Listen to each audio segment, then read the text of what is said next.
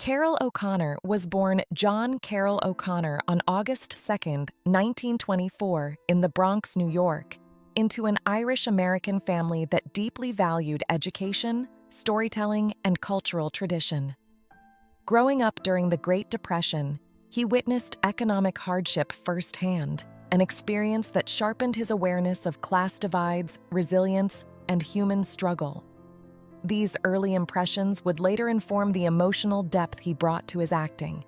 His academic path reflected both curiosity and discipline, as he attended Wake Forest University and later the University of Montana. World War II briefly interrupted his studies when he served in the United States Merchant Marine, an experience that exposed him to responsibility, danger, and the complexity of human behavior. After the war, O'Connor returned to academics, earning a degree in English. His love of language and literature initially led him toward teaching, but storytelling in its most vivid form soon drew him elsewhere, discovering acting and finding his voice. In the 1950s, O'Connor moved abroad to Ireland, enrolling at University College Dublin, a decision that proved pivotal in shaping his artistic identity. Immersed in Irish theater and literary traditions, he developed a deep respect for performance as both craft and cultural commentary. While appearing in stage productions, he refined his technique, learning patience, timing, and emotional restraint. This period was less about fame and more about discipline, giving him a strong foundation that would sustain him through decades in entertainment. Returning to the United States, O'Connor worked steadily through the 1960s, taking guest roles on television and supporting parts in films such as Cleopatra, 1963, What Did You Do in the War, Daddy, 1966, and Point Blank, 1967. These roles showcased his range, proving he could move effortlessly between drama and comedy, even if widespread recognition remained just out of reach. Archie Bunker and cultural impact. Everything changed in the early 1970s when O'Connor was cast as Archie Bunker on All in the Family. Archie was a working-class man from Queens whose views reflected the anxieties, prejudices, and generational tensions of the era. Rather than playing him as a caricature, O'Connor infused the character with humanity, contradiction, and vulnerability. He understood that Archie was not meant to be admired blindly, but examined honestly. Through this approach, the show became a cultural landmark, addressing topics such as race, gender roles, war, and economic inequality at a time when television rarely ventured into such territory. Audiences laughed, argued, and reflected, often recognizing people they knew in Archie's stubbornness and fears. O'Connor's performance earned him 4 Emmy Awards and cemented his place in television history, proving that comedy could be both entertaining and socially meaningful.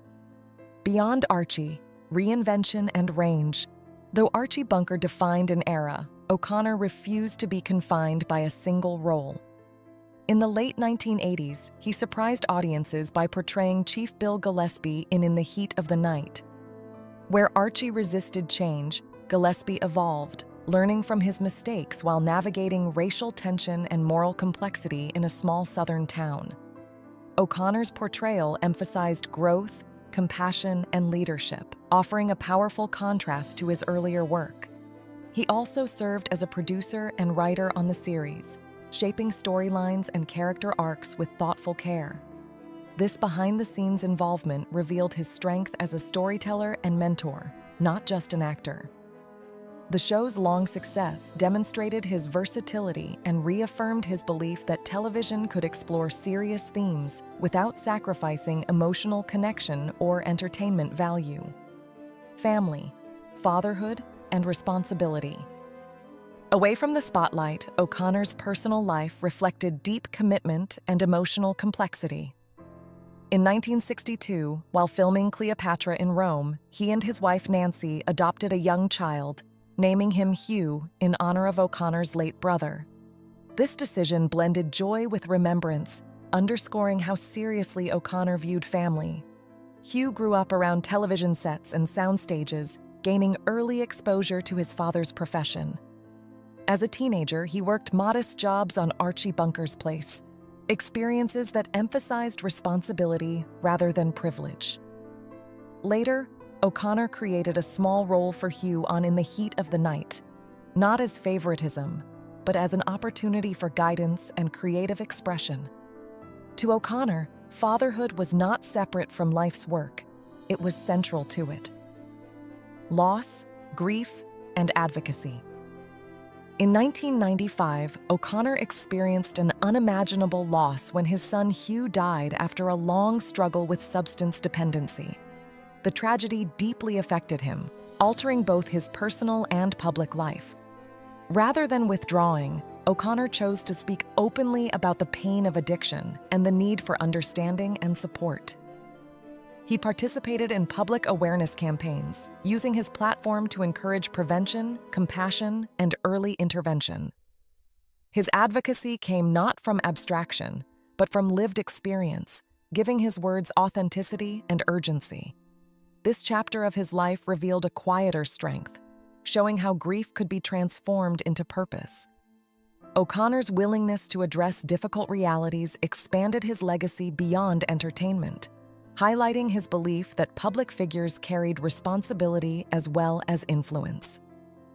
On-set tensions and professional differences. Like many intense creative environments, All in the Family was not without conflict. O'Connor acknowledged that he experienced significant professional friction with co-star Rob Reiner, stemming from differing temperaments and artistic perspectives. These tensions were rooted less in personal animosity than in contrasting approaches to performance, ideology, and collaboration. O'Connor was fiercely protective of his craft and sensitive to dynamics on set, sometimes interpreting debate as challenge. Despite this, he maintained professionalism, ensuring disagreements never disrupted the work itself. Ironically, the underlying tension may have added authenticity to the on-screen relationship between Archie and his son-in-law, contributing to the show's realism. While their off-screen relationship remained distant, both actors helped create moments that resonated deeply with audiences, proving that collaboration does not always require harmony.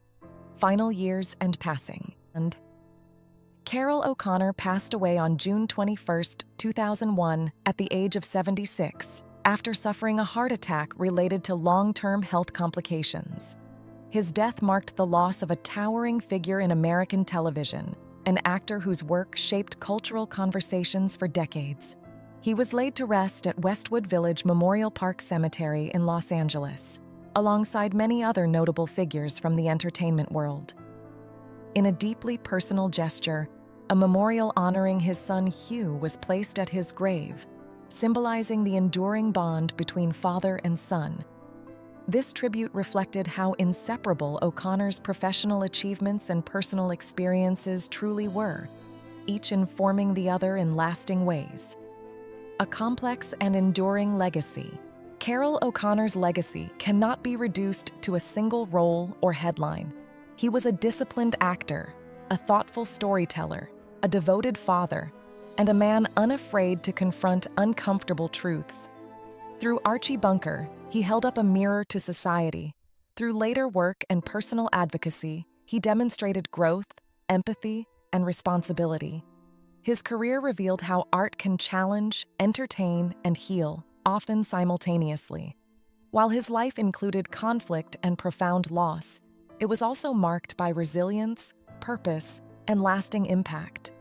O'Connor remains remembered not only for the characters he portrayed, but for the honesty and conviction he brought to everything he did, both on screen and beyond it.